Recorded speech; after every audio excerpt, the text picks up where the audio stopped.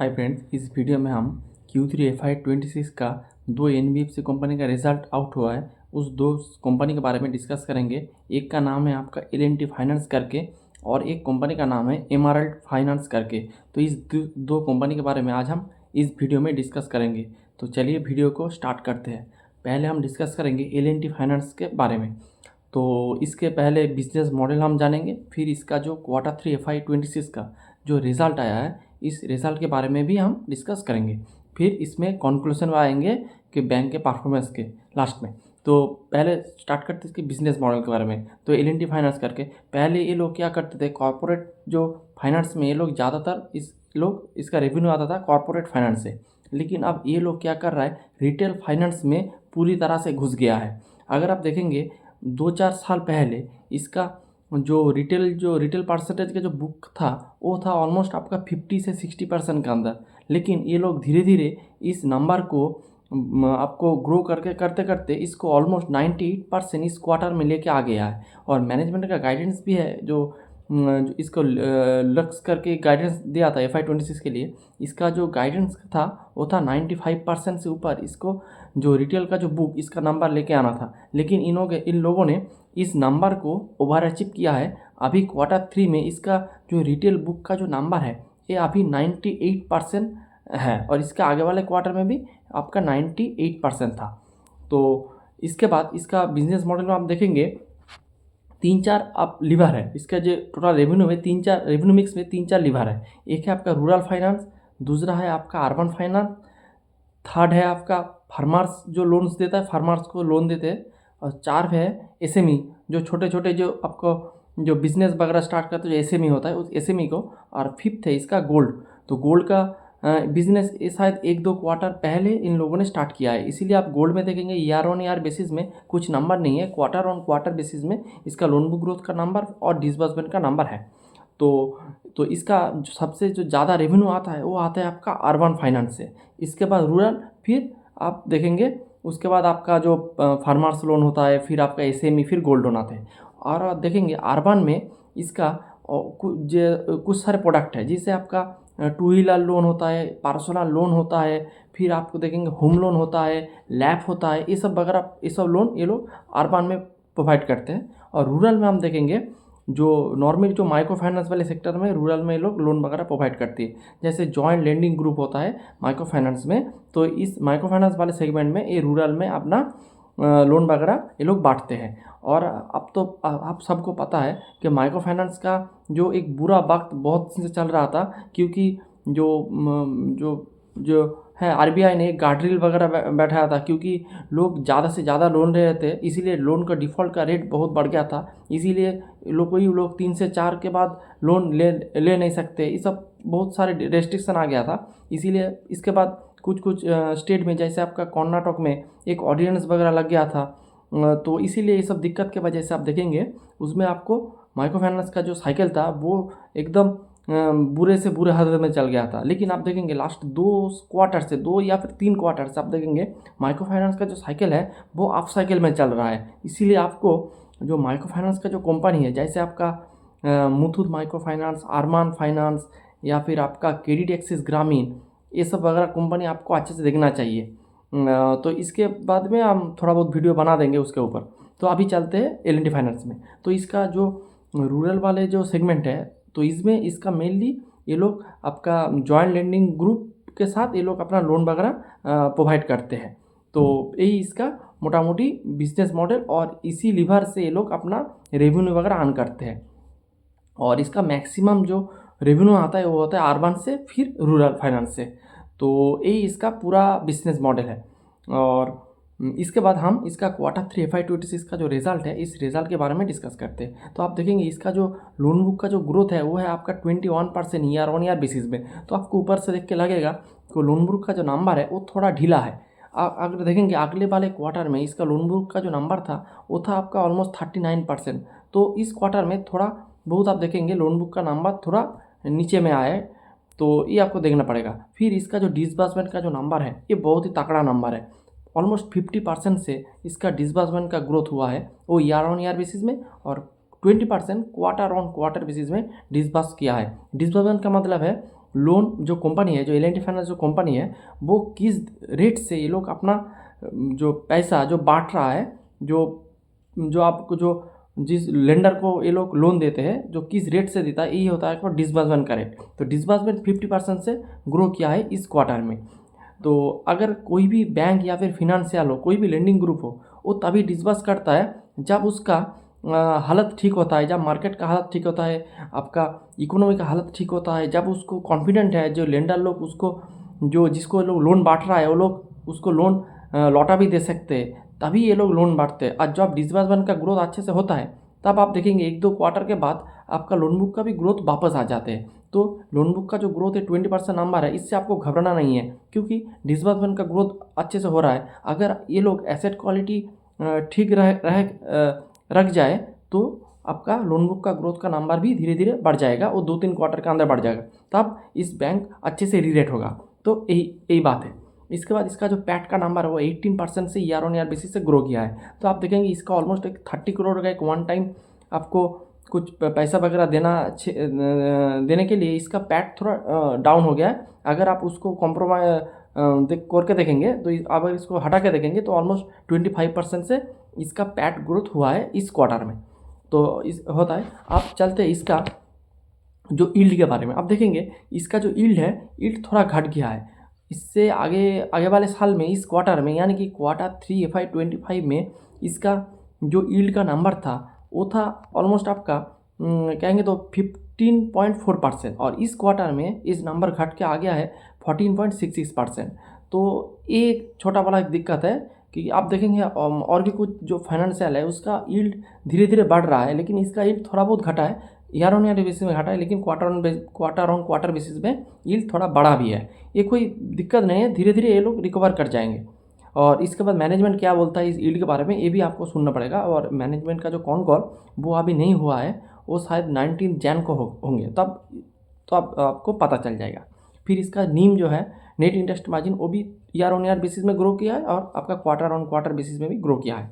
और इसका ROA का नंबर आप देखेंगे वो भी ग्रो किया है 2.31%। और मैनेजमेंट का जो गाइडेंस है वो है आपका ROA का गाइडेंस है 2.8 से 3%। तो एक कंपनी उसी दिशा में रन कर रहा है। आप देखेंगे क्वार्टर ऑन क्वार्टर या फिर ईयर ऑन ईयर बेसिस में ROA ग्रो किया है, ROE भी year on year quarter on quarter basis से ग्रो किया है। ईयर ऑन ईयर बेसिस में ROE ग्रो किया है, लेकिन क्वार्टर ऑन क्वार्टर बेसिस में ROE थोड़ा डिक्रीज किया है। लेकिन इसका जो आपका डायरेक्शन है वो डायरेक्शन सही दिशा में है। एक आध क्वार्टर में प्लस माइनस हो सकता है, क्योंकि उसका जो वन टाइम का जो इन्वेस्टमेंट था, इसीलिए आपको देखेंगे क्वार्टर ऑन क्वार्टर बेसिस में थोड़ा बहुत माइनस है। अगर आप उस वन टाइम जो आपका जो 30 करोड़ का जो ये प्रॉब्लम था उसको आप हटा के देखेंगे, तो आप देखेंगे क्वार्टर ऑन क्वार्टर बेसिस में भी ROA और ROE में ग्रोथ है, तो इससे कोई दिक्कत नहीं है। और इसका जो ऑपरेटिंग एक्सपेंस वो भी आप थोड़ा नीचे आ रहा है, इससे भी आपको जो PPOP में फ़ायदा मिलेगा। PPOP आपको फ़ायदा मिलेगा तो आपको नेट प्रॉफिट में भी फ़ायदा मिलेगा, इससे EPS भी बढ़ेगा और शेयर होल्डर को भी बेनिफिट मिलेगा। और फिर इसका जो रूरल और अर्बन का जो मिक्स है वो है आपका रूरल है 41% और अर्बन है 59%, और अर्बन से ज़्यादातर AUM भी ये लोग अर्न करते हैं। फिर इसका कलेक्शन एफिशिएंसी और 30+ 0+ DPD या फिर 90+ DPD का नंबर भी धीरे धीरे इम्प्रूव कर रहा है। और कलेक्शन एफिशिएंसी ऑलमोस्ट आप 100% के आसपास आ गया है, 99.70 इसका कलेक्शन एफिशिएंसी का नंबर है। और इसके साथ इसका जो रूरल वाला जो फाइनेंसिंग है, जो आपका माइक्रो फाइनेंस का जो फाइनेंसिंग है, वो भी उसका भी कलेक्शन एफिशिएंसी बहुत ही अच्छा हुआ है। फिर इसका GNPA और NNPA का नंबर भी इम्प्रूव किया है, क्वार्टर ऑन क्वार्टर और ईयर ऑन ईयर बेसिस में इम्प्रूव किया है। और इसके साथ इसका कॉस्ट ऑफ बोरोइंग आप देखेंगे धीरे धीरे नीचे आ रहा है, जैसे RBI ने धीरे धीरे रेट कट कर रहा है, और इसके साथ साथ इसका जो कॉस्ट ऑफ बोरोइंग वो भी धीरे धीरे नीचे आ रहा है। कॉस्ट ऑफ बोरोइंग जैसे धीरे धीरे नीचे आ रहा है, उसके बाद आपका जो OPEX का नंबर है वो भी धीरे धीरे, कैपेक्स का नंबर है वो भी धीरे धीरे नीचे आ रहा है। इससे क्या होगा, जो बिजनेस में आप देखेंगे कैश जनरेट ज़्यादा होगा, ज़्यादा PPOP में ज़्यादा कॉन्ट्रीब्यूट होंगे, फिर इसको अच्छे से ऑपरेटिंग लेवरेज मिलेगा। तो यही बात है। और तो यही सभी सेक्टर अच्छे से ग्रो कर रहा है। अगर आप देखेंगे इसका डिसबर्समेंट के बारे में एक डेटा है, अगर आप देखेंगे रूरल फाइनेंस में 47% ईयर ऑन ईयर बेसिस में डिसबर्समेंट हुआ है, और अर्बन फाइनेंस में 48% ईयर ऑन ईयर बेसिस में डिसबर्समेंट हुआ है। फार्मर जो इक्विपमेंट जो लोन देता है फार्मर्स को, ये 12% से आप ईयर ऑन बेसिस में इंक्रीज़ किया है, और एसएमई वाले पोर्सन 24% से डिसबर्स किया है। और गोल्ड का पोर्सन अभी गोल्ड का portion year on year basis में डेटा नहीं है, क्योंकि 1-2 क्वार्टर पहले इसका अभी स्टार्ट हुआ है। लेकिन इस गोल्ड के पोर्शन में भी आप देखेंगे 43% क्वार्टर ऑन क्वार्टर बेसिस में डिसबर्समेंट का ग्रोथ नंबर बढ़ा है। तो आप देखेंगे जो बैंक कॉन्फिडेंस है, इसीलिए ये लोग डिसबर्स कर रहा है। अगर बैंक कॉन्फिडेंस नहीं रहता तो ये लोग डिसबर्समेंट का रेट घटा देता, लेकिन बैंक कॉन्फिडेंस है, इसीलिए ये लोग डिसबर्समेंट का रेट धीरे धीरे ऊपर की तरफ लेके जा रहा है, जो कि एक पॉजिटिव एक बात है एक बैंक के लिए। लोन बुक थोड़ा बहुत घटा है अगले क्वार्टर का साथ आप कंपेयर करेंगे, लेकिन डिसबर्समेंट का ग्रोथ एक बहुत ही पॉजिटिव एक न्यूज़ है इस बैंक के लिए। इस पॉइंट को आपको अच्छे से देखना चाहिए। फिर इसका जो FY26 का जो गाइडेंस था और इसके साथ इसका जो परफॉर्मेंस है, ये भी हम डिस्कस कर लेते हैं। आप देखेंगे इसका जो रिटेलाइजेशन का जो नंबर था, जो मैनेजमेंट ने दिया था FY26 के लिए, वो था 95% प्लस, लेकिन अब इसका जो रन रेट चल रहा है, ये चल रहा है 98%। तो इसमें ये लोग अपना गाइडेंस को ओवर अचीव कर रहा है। फिर आपको मैनेजमेंट का गाइडेंस था आपका 25% के ऊपर ये लोग अपना रिटेल ग्रोथ करेंगे। तो अभी देखेंगे अगर क्वार्टर 1 में देखेंगे 18% से ग्रो किया था, क्वार्टर 2 में 40% से, क्वार्टर 3 में 21% से। तो आप देखेंगे ऑलमोस्ट आसपास चल रहा है, कुछ बहुत दिक्कत की बात कुछ भी नहीं है इसमें। और जीएनपी का नंबर आप देखेंगे लेस देन 3% था। आप अगर देखेंगे जीएनपी का नंबर इस क्वार्टर में है 3.19%, वो भी धीरे धीरे ट्रैक में आ रहा है, अभी भी एक क्वार्टर बाकी है। फिर इसका एनएनपीए का नंबर था बिलो 1%, अगर बिलो 1% का रहेंगे, और एनएनपीए का नंबर है इस क्वार्टर में 0.92%। तो ये भी आप देखेंगे गाइडेंस को ओवर अचीव कर रहा है। और इसका आरओए का नंबर था 2.8 से 3%। तो अभी आरओए है आपका ऑलमोस्ट आपका आरओए का नंबर है, मैं खाता पे लिखा था कहीं पे, हाँ यस 2.31। तो 2.31 है, मैनेजमेंट का गाइडेंस था 2.8 से 3%, वो भी सही दिशा में जा रहा है। होप ये लोग इस गाइडेंस में भी ये लोग अचीव कर सकते हैं। तो यही इसका पूरा डिस्कशन था, और कॉन कॉल अभी नहीं हुआ है, जब होंगे तब हम कॉन कॉल भी डिस्कस करेंगे।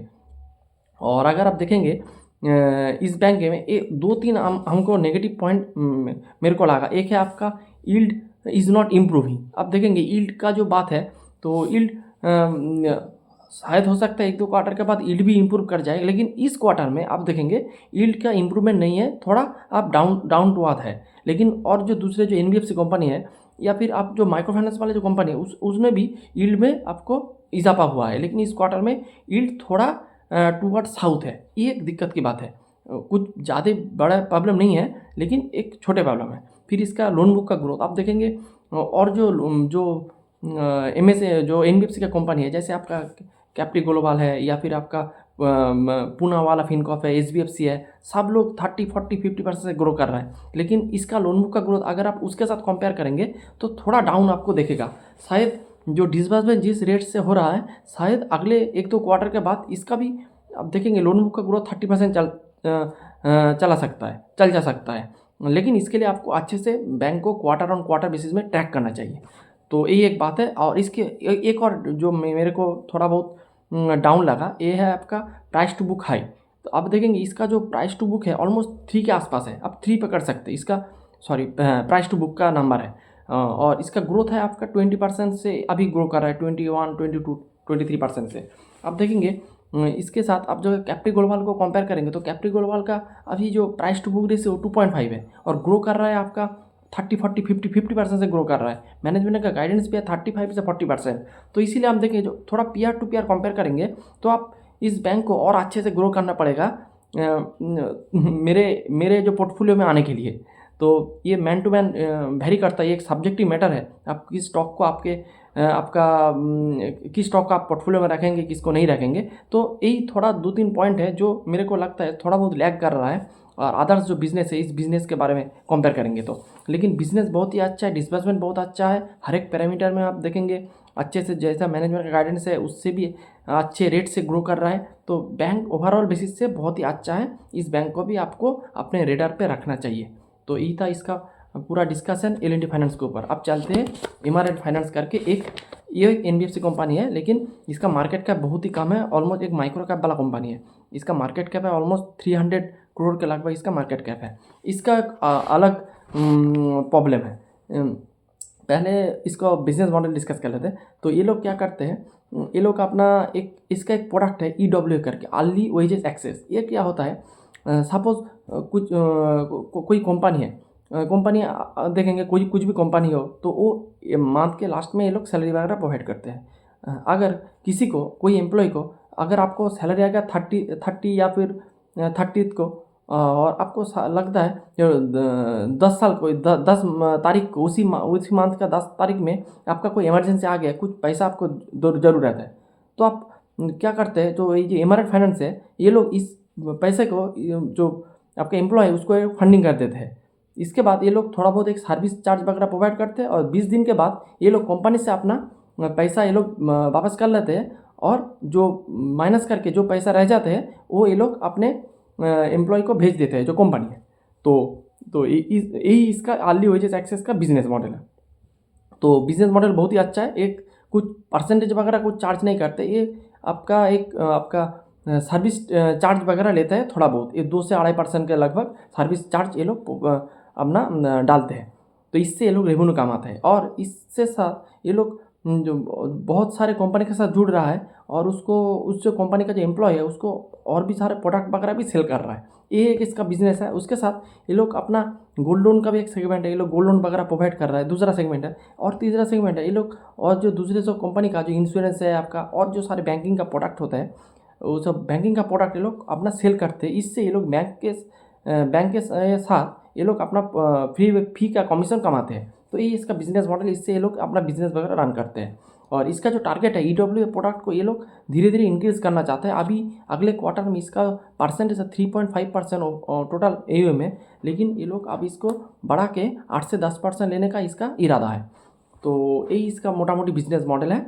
और आप देखेंगे इस क्वार्टर में इसका जो ग्रोथ है almost 36% year on year basis में, 13% क्वार्टर ऑन क्वार्टर बेसिस में ग्रो किया है। और इसका पैट 62% से ग्रो किया है। आपको ऊपर से देख के लगेगा नंबर बहुत अच्छा है, बहुत ही बढ़िया नंबर है, खाली इसको पोर्टफोलियो में डाल देते हैं। लेकिन दिक्कत दूसरी जगह में है। मैनेजमेंट ने गाइडेंस दिया था, मैनेजमेंट ने गाइडेंस नहीं, मैं इसको ओवर गाइडेंस कहूँगा। तो मैनेजमेंट का जो ओवर गाइडेंस था वो था 32 से 40 करोड़ ये लोग पैट बना लेंगे अगले FY 27 के एंड में। तो इसका पैट का गाइडेंस था। अभी आप देखेंगे इस क्वार्टर में, तो आप देखेंगे इसका पैट जो निकल के आ रहा है, जो 9 मंथ में आप देखेंगे इसका जो टोटल पैट निकल के आ रहा है वो आ रहा है आपका 10.80 करोड़। आप इसको 11 करोड़ समझ लेते हैं। और अगर इसके साथ ये लोग और भी 4-5 करोड़ ये लोग पैट वगैरह कमा लेते हैं अगले इस FY 26 के एंड में, तो इसका पैट हो जा रहा है ऑलमोस्ट 16 करोड़। हाँ, तो 16 करोड़ इसका पैट आ रहा है FY 26 में। और मैनेजमेंट का गाइडेंस है FY 27 में ये लोग 32 से 40 करोड़ का पैट बना लेंगे। तो इसको अगले साल में पैट को डबल करना पड़ेगा, 100% से पैट ग्रो करना पड़ेगा, तभी ये लोग इसका जो गाइडेंस है इस गाइडेंस के लोअर एंड में रहेंगे। अपर एंड तो छोड़ दीजिए, अपर एंड में जाने के लिए आपको 150% से ग्रो करना पड़ेगा पैट को, कतई इम्पॉसिबल लग रहा है इस पूरा देख के। तो ये लोग क्या कर रहा है, ये लोग अपने गाइडेंस का लोअर एंड में जाने के लिए आपको FY 26 में डबल रेट से ग्रो करना पड़ेगा। तो देखते हैं क्या होता है, ऑप्टिमिस्टिक है, लेकिन लगता है कुछ इजी नहीं है, इस नंबर को अचीव करने में कुछ इजी नहीं होगा। तो इसीलिए आप देखेंगे ये एक बात है। इसके साथ इसका और एक टारगेट है, ये लोग 250 क्लाइंट्स को ये लोग ऐड करेंगे। ये लोग EWA सर्विस देने के लिए ये लोग कॉर्पोरेट के साथ ये लोग टाई अप करते हैं। फिर इस कॉर्पोरेट में कॉर्पोरेट के जो क्लाइंट है इसको ये लोग अपना EWA के थ्रू लोन वगैरह प्रोवाइड करते हैं। तो ये लोग अपने 250 EWA टारगेट है FY 26 के एंड में। अभी इसका जो रन रेट चल रहा है क्वार्टर 2 में था 145। आई होप ये नंबर ये लोग अचीव कर लेंगे, लेकिन पैट का नंबर अचीव करना थोड़ा डिफिकल्ट लग रहा है। इसीलिए आप देखेंगे ये जो कंपनी है इसका शेयर अभी बढ़ नहीं रहा है, थोड़ा थोड़ा डिक्रीज कर रहा है, या फिर एक ही जगह में ये लोग ऊपर नीचे कर रहा है। ये इसका मेन कारण ही है इसका मैनेजमेंट का ओवर गाइडेंस। तो यही इसका बात है। बिजनेस अच्छी है, लेकिन देखते हैं ये लोग अपना टारगेट वगैरह अचीव करते हैं नहीं करते। अभी तक इसका PPT भी नहीं आया है, और इसका कॉन कॉल भी कुछ डेट का आता पता नहीं है। जब इसका कॉन कॉल का डेट आएंगे तब इसका कॉन कॉल भी पढ़ेंगे, और इसके साथ और एक वीडियो भी बना देंगे जो मैनेजमेंट अगले क्या स्टेप ले रहा है, और अगर इस गाइडेंस को ये लोग अब रखते या फिर इसको काट करते या फिर इसको और भी ऊपर कर देते, ये भी हम देखेंगे। तो यही था पूरा video. And please don't take it a buy sell call recommendation, this is just a educational video, and thanks for watching.